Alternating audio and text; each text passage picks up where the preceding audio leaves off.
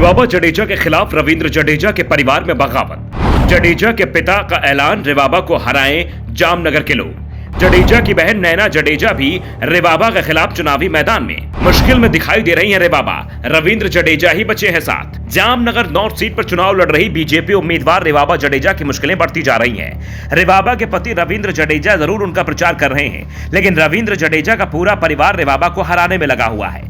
नैना जडेजा तो पहले ही दिन से रेवाबा पर हमले का कोई भी मौका नहीं छोड़ रही है। रेवाबा को बाहरी उम्मीदवार बता रही थी, दावा कर रही थी कि रेवाबा को यहां कोई नहीं जानता, वो किसी से मिलती भी नहीं है, सिर्फ रविंद्र जडेजा की लोकप्रियता के सहारे चुनाव लड़ रही हैं। नैना के सवालों का रेवाबा ने अभी तक जवाब नहीं दिया था। बस इतना ही कहा था कि वो कांग्रेस पार्टी के नेता हैं, हमारे घर में कोई लड़ाई नहीं है, सब साथ साथ हैं। बस पार्टी की विचारधारा के चलते नैना मेरा विरोध कर रही हैं। नैना जामनगर महिला कांग्रेस के अध्यक्ष हैं और इसी के चलते वो कांग्रेस का प्रचार कर रही हैं। जामनगर की सभी सीटों पर चुनाव प्रचार बंद हो चुका है। 1 दिसंबर को वोटिंग होनी है। रेवाबा वोटिंग की तैयारियां कर रही थी कि तभी उनकी मुसीबत बढ़ाने के लिए रेवाबा के ससुर यानी रविंद्र जडेजा के पिता अनिरुद्ध सिंह जडेजा का एक वीडियो सामने आ गया। ये वीडियो सोशल मीडिया पर जमकर वायरल हो रहा है। खासतौर पर जामनगर नॉर्थ में यह वीडियो लोगों की चर्चाओं का विषय बना हुआ है।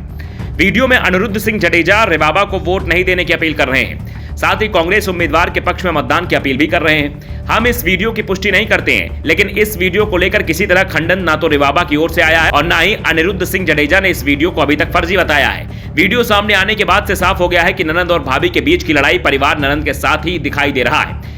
रेवाबा के साथ पूरे परिवार में सिर्फ रविंद्र जडेजा ही दिखाई दे रहे हैं। पिछले 7-8 दिन से वो लगातार रोड शो और जनसंपर्क करते दिखाई दे रहे थे। जडेजा के रोड शो में लोगों की भीड़ भी दिख रही थी, लेकिन भीड़ वोटों में कितना तब्दील होती है, यह सवाल बना हुआ है। रेवाबा की सबसे बड़ी मुसीबत धर्मेंद्र सिंह ने बढ़ा रखी है। दरअसल धर्मेंद्र सिंह जडेजा 2 बार से जामनगर सीट से चुनाव जीत रहे थे और उनकी जीत का मार्जिन भी जबरदस्त रहा था। इस बार भी धर्मेंद्र जडेजा को उम्मीद थी कि पार्टी उन्हें टिकट देगी, लेकिन बीजेपी ने टिकट रेवाबा को थमा दिया। धर्मेंद्र जडेजा नाराज होकर घर बैठ गए, लेकिन पार्टी ने उन्हें मना लिया और रेवाबा के चुनाव का उन्हें प्रभारी ही बना दिया। दावा किया जा रहा है कि अगर धर्मेंद्र जडेजा चाहेंगे तो ही रेवाबा इस सीट से चुनाव जीत पाएंगी, नहीं तो रेवाबा की मुसीबत बहुत ज्यादा बढ़ जाएगी।